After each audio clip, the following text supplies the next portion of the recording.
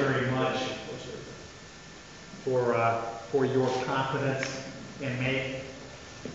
Thank you for the opportunity to continue and to extend my opportunity to serve the people of Ohio.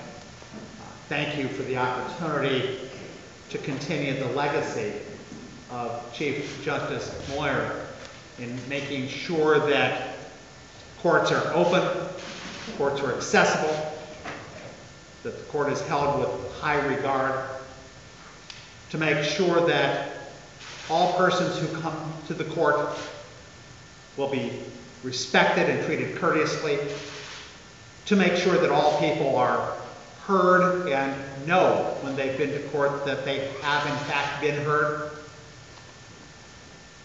and to have the opportunity to work with the wonderful staff at the Ohio Supreme Court, and to work with new colleagues at the Ohio Supreme Court in addressing some of the most important and pressing and sometimes complex issues that face our state. I do look forward to continuing my campaign and winning an election in November to a full term commencing January 1st, and I'm eager to get started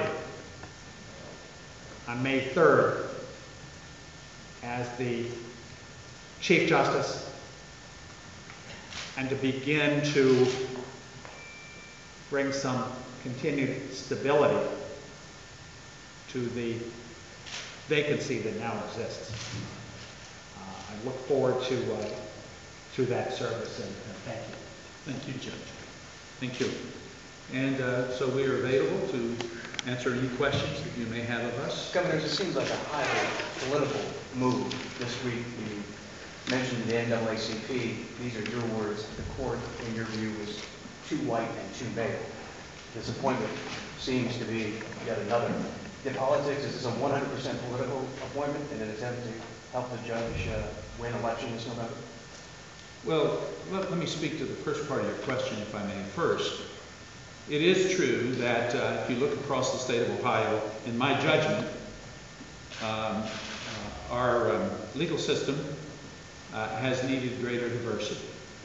And I have appointed, I think, approximately 45 judges since I've been the governor, and I have tried to make the court more representative of the people of our state. So about a third of my appointees thus far have been African American judges, and a significant number of them have been women.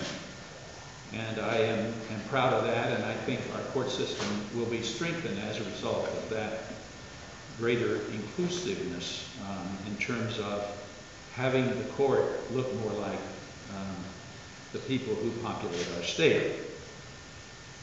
This particular appointment occurred as a result of an untimely death. And prior to the death of the Chief Justice Moyer, as you know, he had already announced his retirement due to the legal requirements regarding age. And so leading up to the November election, I had previously encouraged Judge Brown to run, and I had said quite publicly that he was the person that I thought should lead the court going forward as the Chief Justice. So I think it was logical and reasonable, and quite frankly, what should have been expected of me, having already indicated that I thought he was the best person to lead the court, that given this untimely opening, that I would appoint him. Let me also emphasize that I am following recent precedent. The last two justices of the Supreme Court have been appointed. Justice Evelyn Stratton, who was appointed to the court by then Governor Voinovich after Justice Craig Wright had resigned, thereby making her appointment possible by Governor Voinovich.